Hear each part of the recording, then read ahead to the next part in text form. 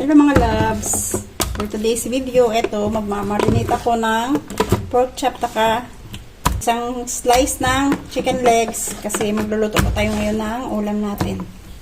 Yan, marinate na po natin siya. Nalagyan ko na po siya ng kalamansi, asin. Ngayon, maglalagay na naman po ako nitong Spanish paprika. Then, lagyan po natin ito ng paminta.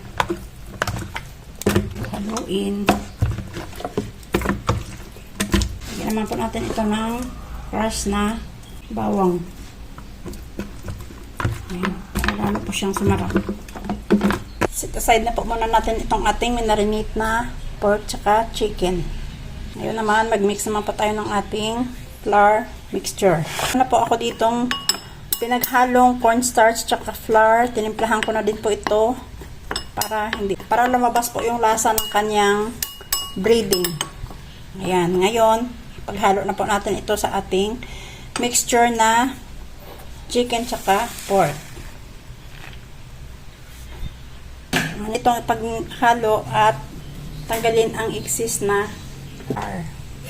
Gawin lang ito hanggang sa maubos itong ating lahat ng minarinate. Tapos na po natin lagyan ng flour itong ating minarinate na pork. Ito din yung isa, yung chicken. Sineparate ko na lang po siya kasi para hindi pa sila maghalo lahat. And then, prito na po natin sila. Prito na po natin. Hinaan lang po ang apoy sa pagprito ng ating pork chop. Hindi po ito mabilis masunog. Para manatiling juicy po ang kanyang laman. Okay, so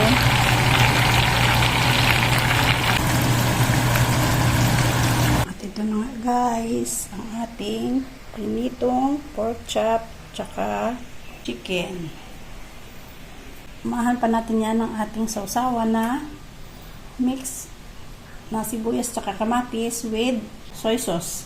Siyempre with matching rice na din. This is our ulam for today. Kain na po tayo. Let's eat everyone. So yummy. Kakatakam talaga. Sobra. Tsura pa lang. Sarap ng pork chop. Ayan siya oh. So, din yung isang perasong fried chicken. So crispy. Kain na po tayo. Let's eat everyone. Thanks for watching.